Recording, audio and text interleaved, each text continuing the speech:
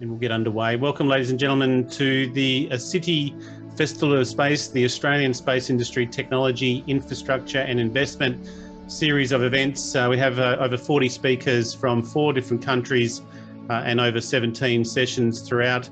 Before we start, we'd like to give an acknowledgement of country. In the spirit of reconciliation, My Security Media and our partners acknowledge the traditional custodians of country throughout Australia and their connections to land, sea and community. We pay our respect to their elders past and present and extend that respect to all Aboriginal and Torres Strait Islander peoples today. And once again, thank you for joining us. This session is being recorded and we are joined by our guest speaker who is in Spain. So there is some technical challenges that we're overcoming. We will be able to hear Gordon and see his presentation. But we'll be joined by him shortly. I'd like to acknowledge the speakers throughout the festival as well. We have, as I mentioned, over 40 speakers. My name is Chris Cubbage. I'm the Executive Editor with My Security Media, and we are presenting quite the body of knowledge throughout this festival and throughout November. So thank you very much for joining us. We'd like to acknowledge our sponsors, Inmarsat, our platinum sponsor. Our gold sponsor is Fugro Spark. Our Women in Space sponsor is Lockheed Martin Australia, and our official media channel is our Space and Defence channel. These sessions, as I mentioned, are recorded and are available at ASITI.space. Let me introduce you to Dr. Gordon Roesler, who's the President of Robots in Space. Gordon, let me just check. I'm hearing the music still, and let me just stop that. Gordon, are you with us now? I am with you and glad to be here. Wonderful, thank you. And to the attendees, thank you for joining us. And if you've got any questions of Gordon, welcome to fire them in. Maybe the first question is, where are you, Gordon? Where are we dialing in from? Greetings from the small town of Belmonte in Spain. It's a very charming town with its own castle and its own city wall. We're here actually as part of a school teaching advanced English speakers who live in Spain to provide them, additional business level English and that sort of thing. But we're having a great time at the same time. So. Wonderful. Well, look, your profile is up on the Zoom link. We won't waste too much time moving into your background, but I'm imagining you will cover off on your background involvement with DARPA as well, and many in the industry will already know you and your antecedents. Now, I've got your presentation up and we'll walk through that, and we're going to be looking at in-orbit logistics, essential, enabling and empowering. Gordon, if you'd like, we can get underway. I'll stay on the session as well. And again, to the audience, if you've got any questions or comments or where you're listening from as well, welcome to fire them in. But Gordon, if you'd like to commence. Yes, let's do that. Greetings, everyone. I'm glad to be here. I should mention that I have been working with Fugro Spark from the beginning, since we proposed the idea to the Australian Space Agency, continuing to work with them today. And I think you'll see why, as the complexity of things we do in space increases, the necessity for control centers that are competent to control not only satellites but robots in orbit and on the lunar surface is going to be essential, and Australia can play this key part by providing those kind of services. So in-orbit logistics, I mean, you can't think of an industry on the surface of the Earth that doesn't rely on logistics. The economic reasons are obvious, the efficiency reasons are obvious. So the question is, well, do we need to do this in space? What would it look like? What's the business case? Where does the technology stand? And I'll try to hit those obvious questions as we go along. And then if I haven't been clear or just new questions pop up, please send them in. Let's go to the next slide. So before we talk about logistics, let's just say, where do we stand in space right now? I call it the disposable mentality, right? So satellites are sent up, they're not repaired, they're not refueled, they're not inspected. and they're contributing, of course, to an ever-growing accumulation of space debris. Obviously, what we'd like to move to is a situation where we treat each thing that we send into space as more valuable than we do today. We don't think of it as disposable. We're looking for the recyclable kind of model, and to get there, we need to be able to repair spacecraft, to extend their lives with propellant. We need to keep their technology upgraded, and in this way. So this is one of the markets, if you want to say, for a space logistics system, is changing this model that we have for how we do operations in space. In the future, as we start developing things on the lunar surface, we're going to want to have the same kind of mentality. Things that are sent up are just too expensive to, gee, it's not working, let's throw it away. That's not going to work for us. So let's go to the next slide. This is the sum total of space logistics today, and that is the resupply of the International Space Station. There are a number, excuse me, I'm sorry, there are a number of vehicles that are involved in the logistical supply of this space station. The ones that don't carry humans are numerous. Progress from Russia, Dragon from SpaceX, Cygnus from Northrop Grumman, ATV from ESA, and HTV from Japan.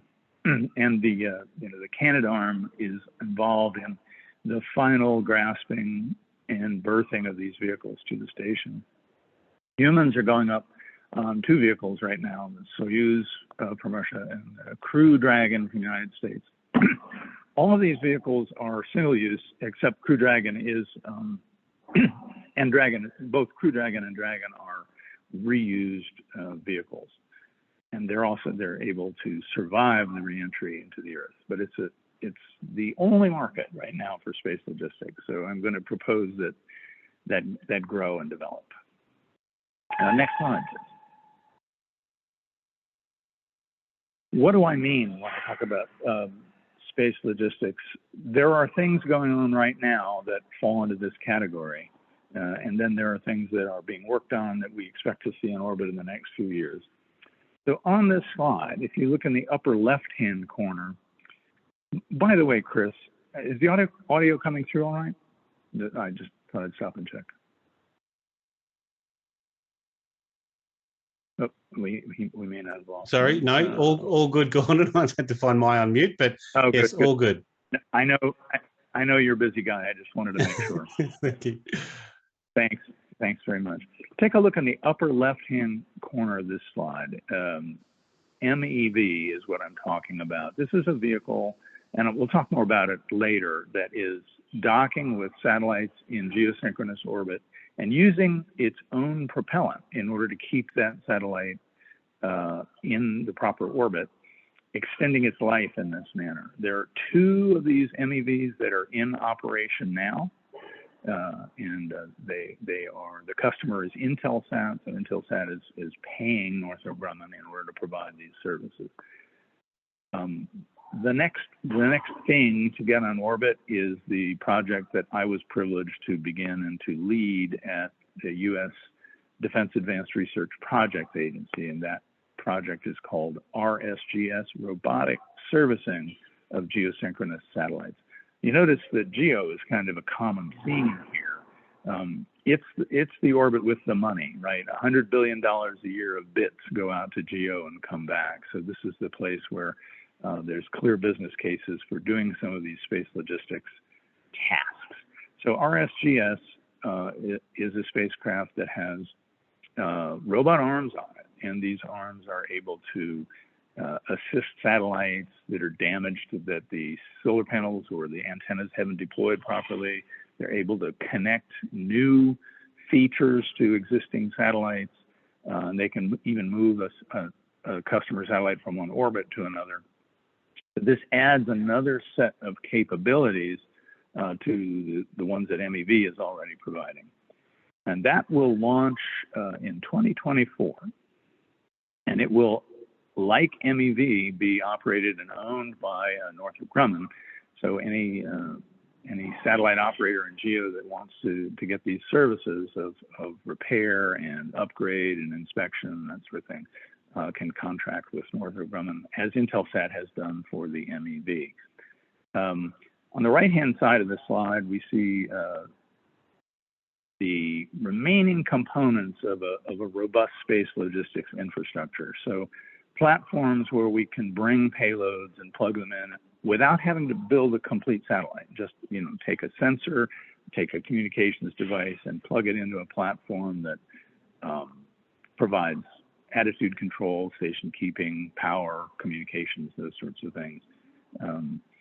Depots where propellant, this is a very propellant intensive concept, the concept of space logistics. So we've got to send a lot of propellant up there. Right now that's quite expensive, but the launch costs are coming down around the world, particularly, I have to say, motivated by or accomplished by SpaceX with its Falcon series of vehicles and soon with Starship. And so the propellant is going to become less expensive. And then there's going to be a market for more of these servicers to do more missions that are needed. A cornerstone of the space logistics system is going to be tugs. It's going to be transport vehicles that can take things from low Earth orbit to the higher orbits, to the moon, to cislunar orbits. And in that way, you're lowering the energy requirements for the launch vehicle, and you're getting the kind of reuse of the in-space operations like SpaceX is demonstrating with its first stages of the Falcon vehicles. Reuse has been shown to be tremendously cost-effective. And so the space logistics infrastructure reuse is a real essential property of it. Let's go to the next slide, please. So I told you I'd talk a little bit about the mission extension vehicle. The first one started operating in 2019, and the second one began ops this year. In the upper right-hand corner, you see a photograph of the customer satellite, that's one of the Intelsat birds, taken by the MEV as it's approaching to dock. In the very center of that satellite, you can see its thruster nozzle. That is the feature, the mechanical feature that MEV uses to dock with its customers. And in the lower image is an artist's conception of the two vehicles docked together, the customer vehicle and the MEV. Once an MEV is done providing services to one satellite, it can move to another and continue to generate revenues for its owner-operator, Northrop Grumman, in addition to providing. So the benefit here, if it's not clear, is if you have a spacecraft that's nearly out of propellant, currently the regulations require you to dispose of that satellite by raising its orbit 300 kilometers and putting it in the graveyard orbit. As Steve Spangler, the CEO of Intelsat, says, if I have a satellite that's making money, why would I want to throw it away? The mission extension vehicle solves that problem by providing life extension to a functional spacecraft. In the future, it would be great if we could refuel the mission extension vehicle and extend their lives so that they can provide even more services. So they're a potential customer for a logistics infrastructure. Next slide, please. Again, this is the program that I was responsible for at DARPA in the US, Robotic Servicing of Geosynchronous Satellites. And the idea here was, yes, it's obvious that if you change the design of a satellite to accept propellant and to accept new modules, that you could provide valuable services. Well, what can we do for today's satellites? What can we do for satellites that are not specially modified to be serviced? So there are really four capabilities that this satellite carries into GEO. The ability to do inspections with those cameras at the end of the robotic arms, the ability to push a satellite to a different orbit, to use the very precise control that's available for these robot arms to do repairs, simple repairs, helping solar panels complete their deployment, helping antennas complete their deployment, but also adding new packages to the outside of satellites that bring capabilities that can be hosted there. Now, without those interfaces, without space USB ports, if you will, the package that's attached has to be self-contained. It needs its own radio, its own solar panel. But there are a number of capabilities, entrepreneurial capabilities, research capabilities that can be installed in this way. And once again, this is a joint project between DARPA and Northrop Grumman. Northrop Grumman will actually get ownership of the vehicle after some initial tests are done to satisfy the government's requirements. And then it will be available to be contracted by anybody who needs any of these services. Actually, Northrop Grumman has added a fifth mission to this spacecraft, which is to attach mission extension pods to geosynchronous spacecraft. So the MEV, which we talked about before, is a fully operational satellite with all the, the attitude control, communications, power, everything you need. The mission extension pod is much simpler. It doesn't have a lot of those subsystems, but this will be the new approach for doing that life extension mission in GEO, and they're adding that capability to RSGS. And the Northrop Grumman name for this spacecraft is MRV, Mission Robotic Vehicle. And as I said, that'll launch late 2024. Been almost 20 years in the development. I have to sit here and remind myself how long it's been since we started doing the initial experiments to prove that automated robotic operations are actually feasible. Next slide.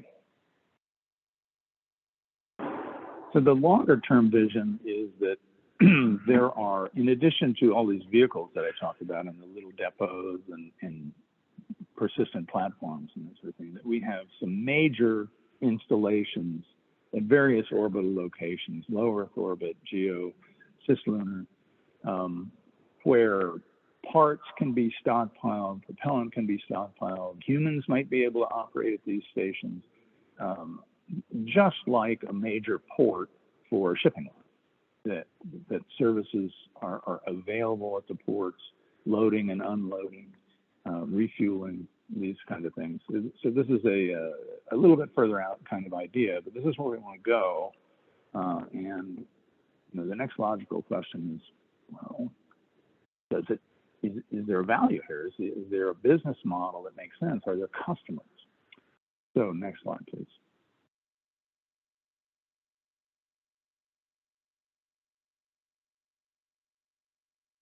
Thank you very much. So here are a couple of the potential customers. Oops. I lost my Zoom link, but I suspect that I still have audio. We've still, yeah, we've still got you okay, Gordon, but yeah, keep going. All right, that's fine. I just want to make sure that I can see the slides. So. Yeah, you've got the Axiom spaceport up at the moment, and then looks like a moon extend design London. That's the moon there, I think. Perfect. So these are a couple of the emerging customers for Space Logistics Network. Imagine if you have this private space station. There we go. Thank you, Chris. Or even space hotels. What does a hotel need logistically? Well, they need food. They need clean towels, and a whole manner of things, and those are going to have to be delivered. One way to do it is to send a rocket straight to the space station every time you need logistics, like we're doing to the space station. But another way to do it is to place the logistics, the commodities, and those sort of things in a holding orbit, and use reusable space tugs in order to supply the various customers. Turns out that's a more efficient approach. Similarly, for habitats that people are designing now for lunar operations, their logistical supplies will be more expensive and more extensive. But there's a flip side to that, which is we do expect to be exploiting some of the resources on the moon, whether it's the ice at the lunar poles or metals that are extracted from the lunar regolith.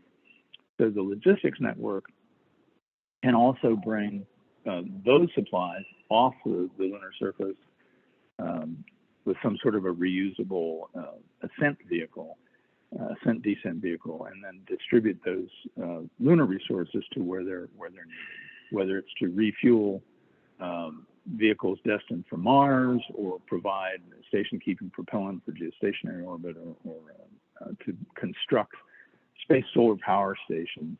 The logistics network is going to be a two-way thing when it comes to the moon. Now, next slide, please. And do 2 more clicks on this to fully build this out. The point of this slide is simply to say there are a lot of customers for space logistics.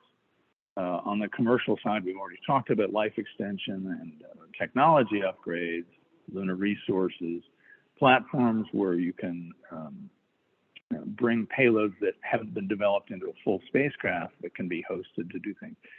On the civil side, you know, the NASA, ASA kind of missions, there are a number of operations, private space stations, still supporting some of the civil operations. A huge potential client for space logistics are in-space assembled observatories. NASA did a study on this a couple of years ago that I participated in. You're bringing components of a telescope into orbit. Robots are assembling the telescope. Propellant is needed. Repair parts are needed, and that sort of thing. Climate monitoring. You know, most of what we know about the Earth's climate comes from satellites. The data comes from satellites. If we can modularize the sensors and streamline the communications and that sort of thing, we can get even more accurate and more plentiful data. Other features that people are starting to want in their spacecraft: the ability to maneuver without concern for the the exhaustion of propellant, the ability to test components in space much more cheaply, so that the technology develops at a faster pace than it's doing now. And if there's some sort of a major event like a very large coronal mass ejection that causes widespread destruction of orbiting systems, the ability to reconstitute quickly is also supported. So there are 2 messages that I think this slide gives. One of them is there are plenty of customers. The business case is there for an in-space logistics system. But the other message is each one of these individual potential users doesn't want to have to develop the logistics system for their project on their own nickel. They would, their business case for each one of these is stronger if there's a logistics network to support them. So having, one ring to rule them all, one logistics network to supply, a wide variety of customers in different orbits, consuming, lots of propellant to do that, but taking advantage of these lowering launch costs. Those are the real takeaways from this list. Next slide, please. So the next 3 slides are some early stage programs that are going on in the U.S. that represent the components of a space logistics network. These certainly aren't the only people that are working on these things, but they happen to be projects that I'm familiar with.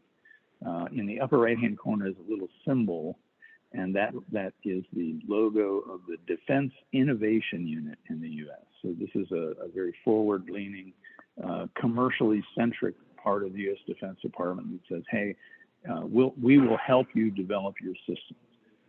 So there are 3 projects or programs really in process to create. Here we see orbit outposts. So this could be the fuel depot. This could be the hosting platform where payloads are brought up and provided services in orbit. Next slide, please.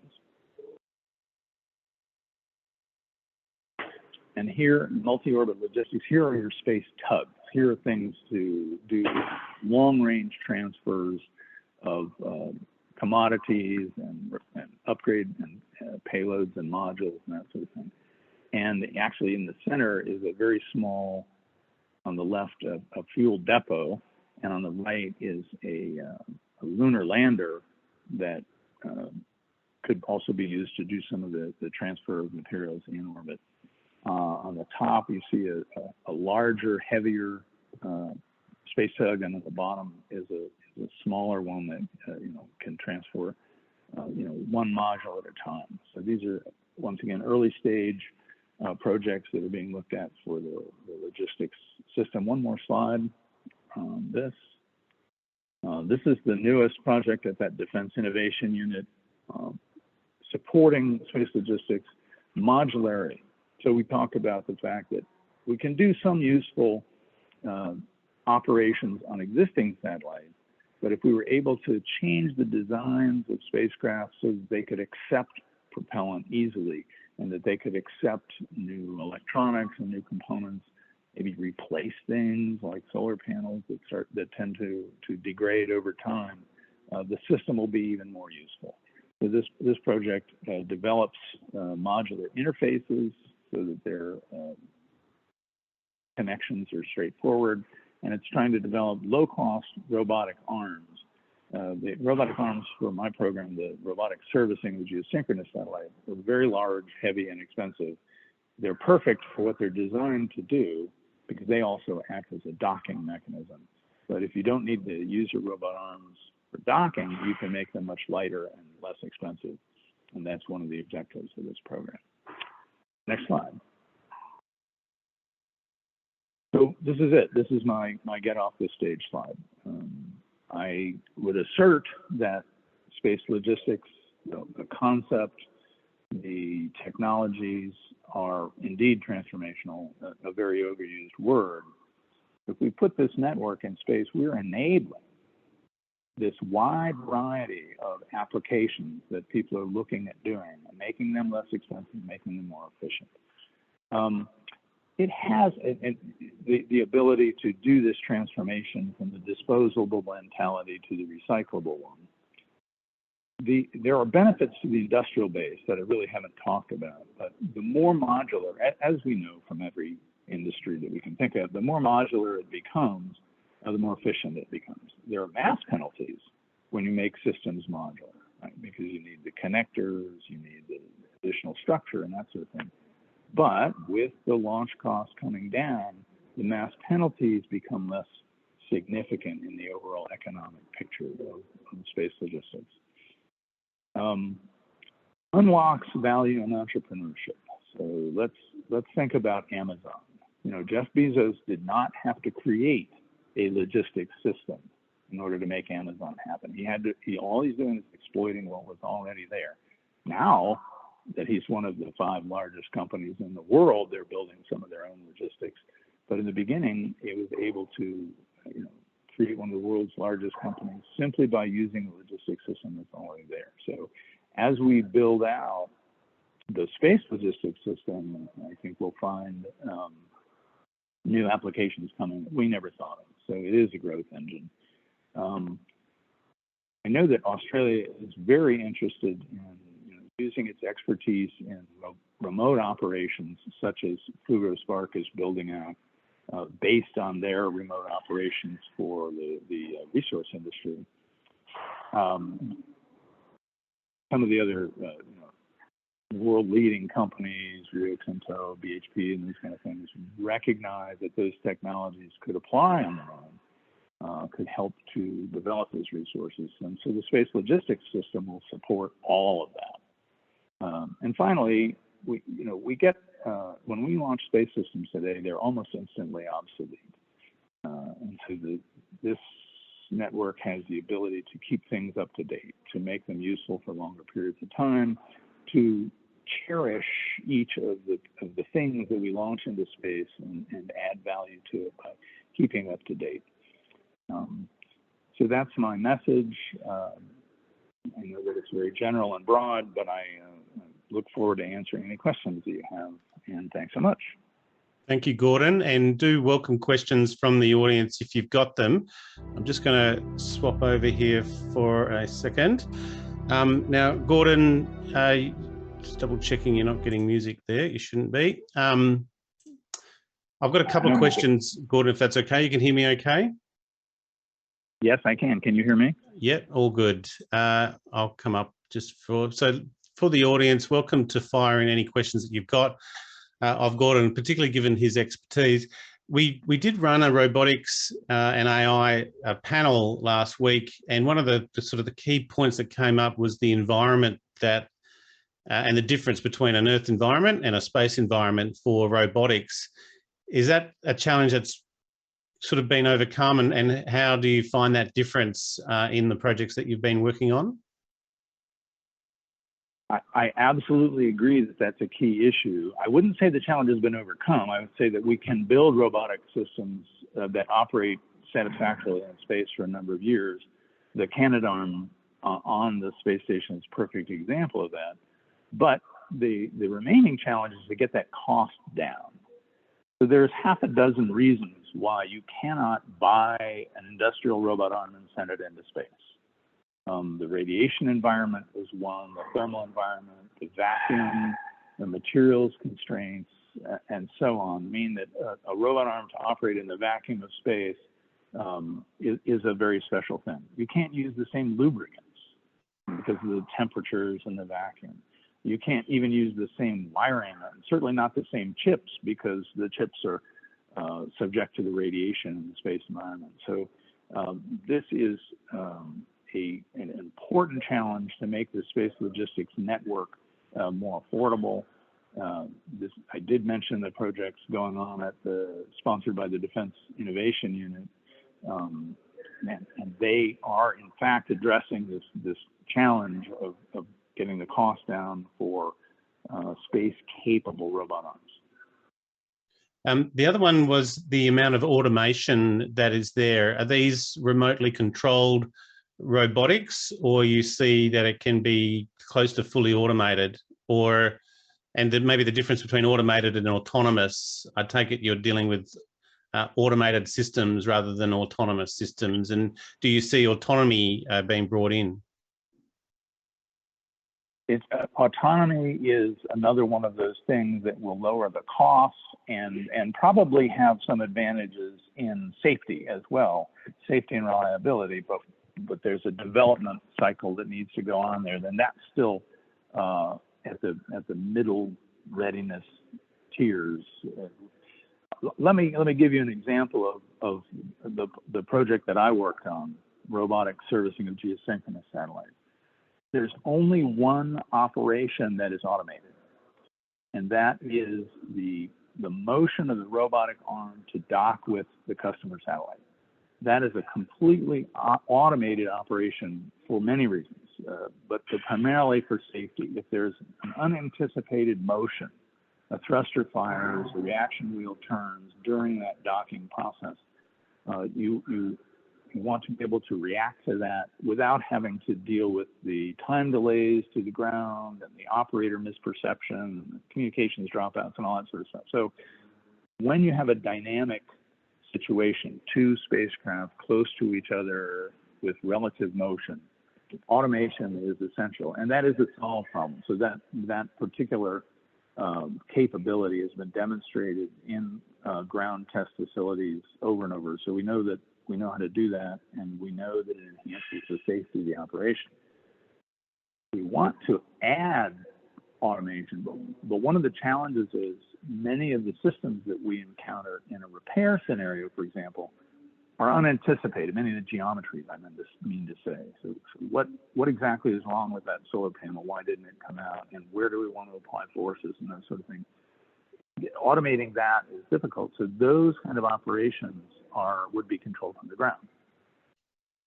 The larger and more robust the space logistics network becomes, the more we'll be able to rely on automated operations, because we'll have standard interfaces. So we don't have to scratch our heads and say, what's the geometry?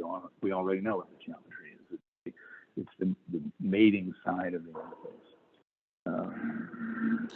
interface. When we think about, go ahead. No, go. Keep going.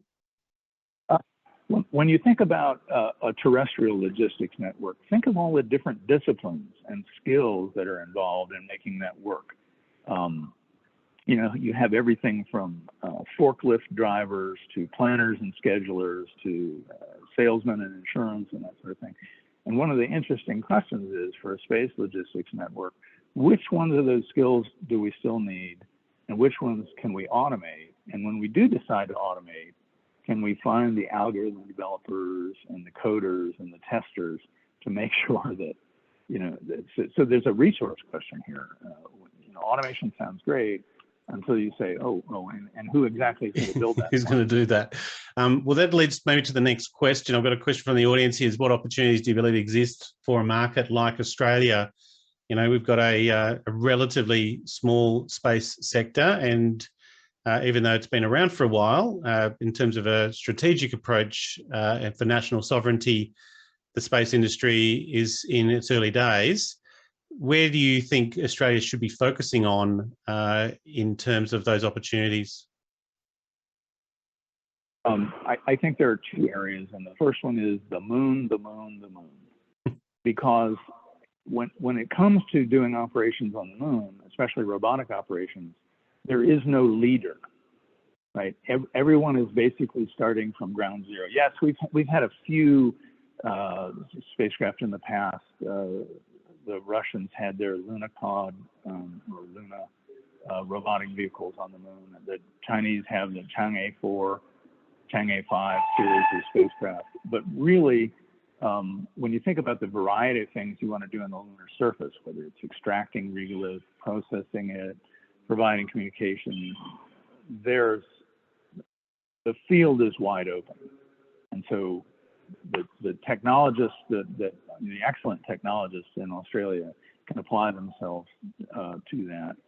And the other one that I would suggest, which is less sexy and exciting, but still I think very important, is developing modules, space-capable modules that aren't fully integrated spacecraft, but that can be taken up to a hosting platform, whether it's the International Space Station or some new robotic platform, and provide useful services.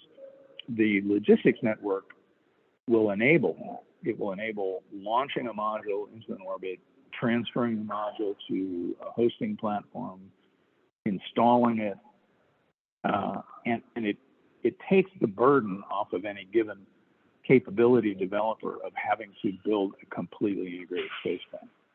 So modularity and lunar operations, I think, are the two that Australia is highly qualified to participate in, and can really add value to the whole international effort.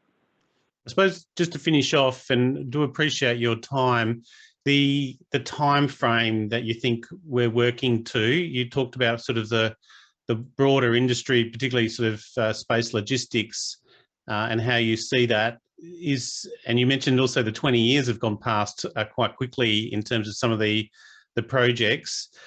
You still think we're probably working to a 10, 15 or maybe 25-year sort of time frame? What's kind of some of your key time milestones, do you think?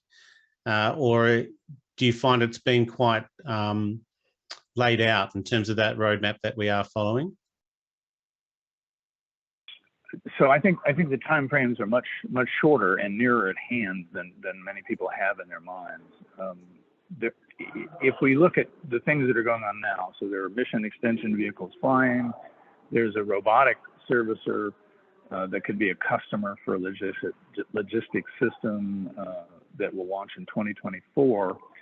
There are three pieces of the logistics network that could go up soon.